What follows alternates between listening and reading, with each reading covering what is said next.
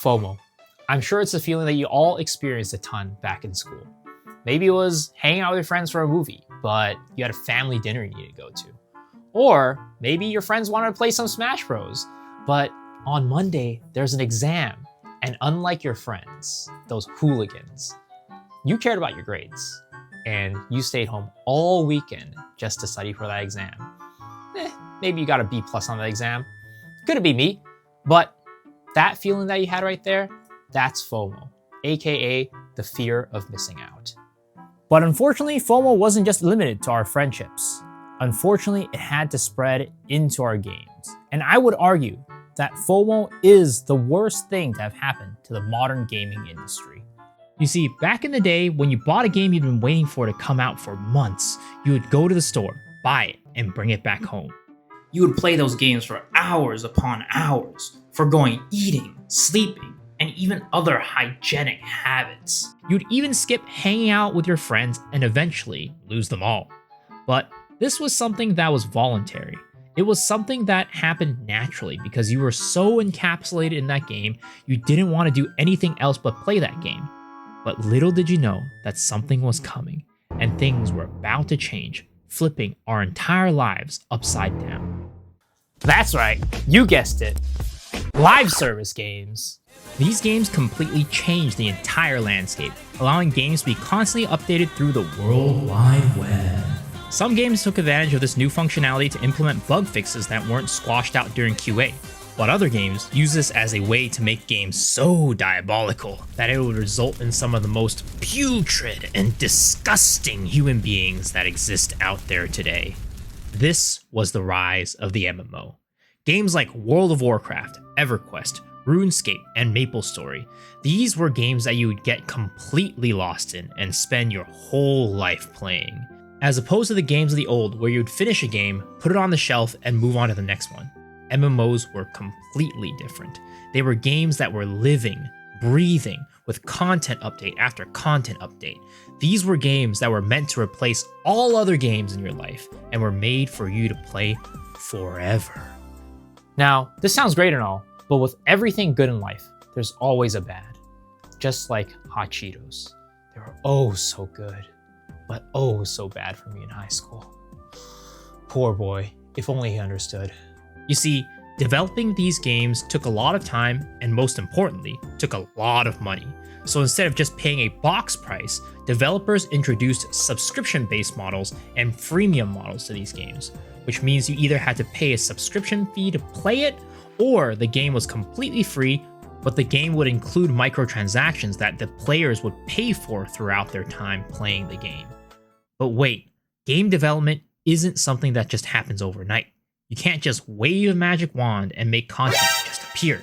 So what happens when the players run out of content to play? They won't just keep playing the game for no reason. They'll stop playing the game, which means they won't give the companies their money, they won't subscribe to the game anymore, and won't buy microtransactions. This would be terrible news for the companies. But wait, these companies had a plan. In order to make players keep coming back to the game even after they were done playing with it, all they needed to do was give them some rewards for continuing to play. Maybe an event that if they logged in during a certain time period, they could get a reward that made their character stronger. But why stop at an event? Make this daily. Make it so that the players come back every single day to do some old content and give them some form of reward. This would give players a reason to keep playing the game, which would ultimately bring the company more money. But Miso-kun, that sounds like a good thing. I love getting more rewards. Isn't that a good thing for everyone? Wrong! Unfortunately, it's not that simple. Instead of moving on to other games when people got tired of playing it, players were suddenly put in a situation where they needed to keep playing the game in order to not miss out on some amazing reward or even fall behind, which leads to burnout. And this, my friends, is the beginning of FOMO in video games. Okay, I get it. FOMO is bad for the players, but at least the companies are profiting off of it, right? Well, it's not actually that simple. And let me let old Baltimore over here explain more in detail, because I think he has a pretty good explanation. Oh god, I think I'm stuck. This is the game, and this is FOMO. right? And this is you.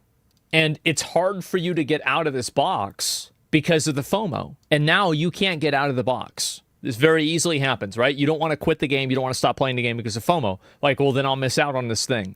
But here's where the problem lies. Eventually, you go outside of the box. Now it's harder to get back inside of the box because of that same FOMO. Because, oh, I didn't play this time. I don't have the new character. I don't have these advantages that other people do.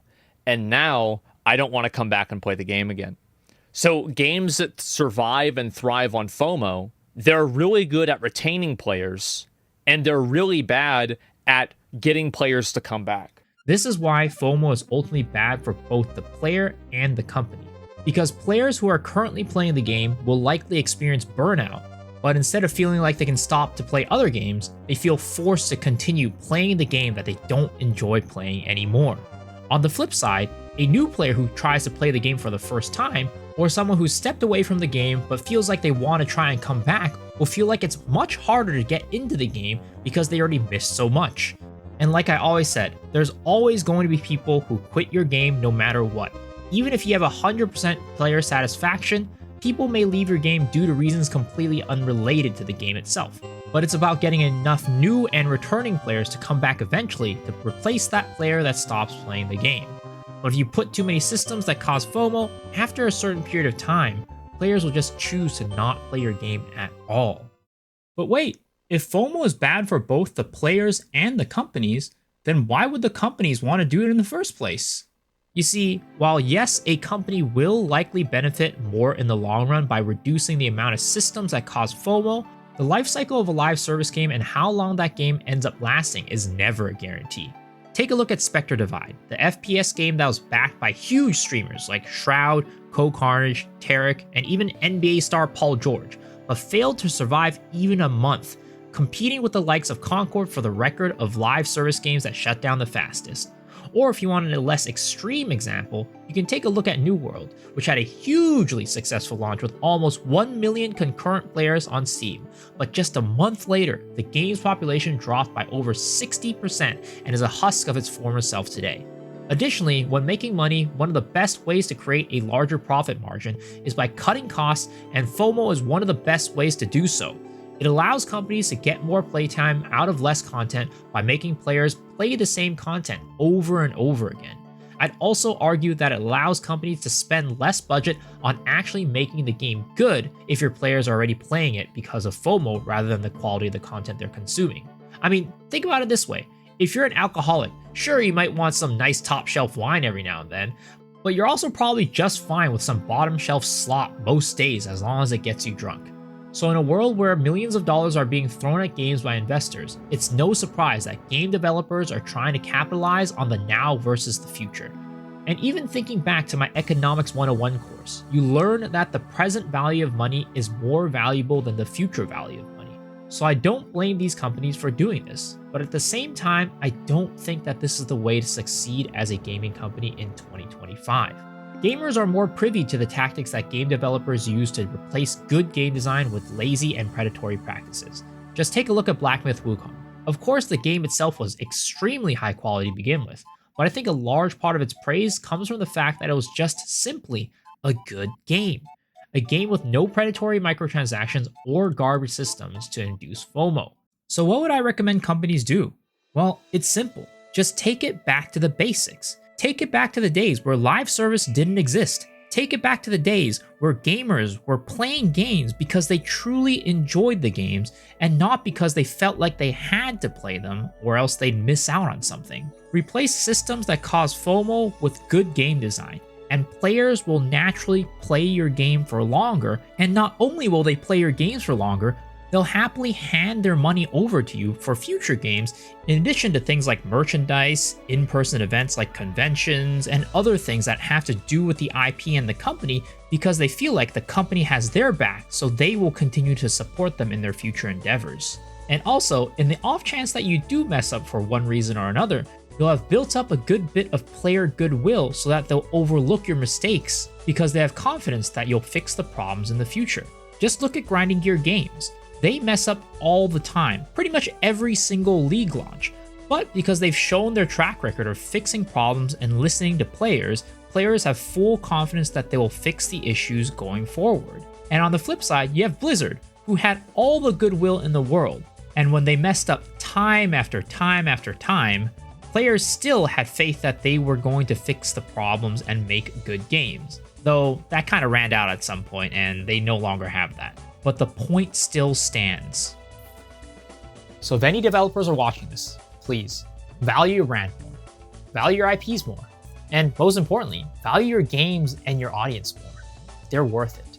And also, if you're watching this as a viewer, value me more and hit the subscribe button. All right, guys, see you in the next one. Peace.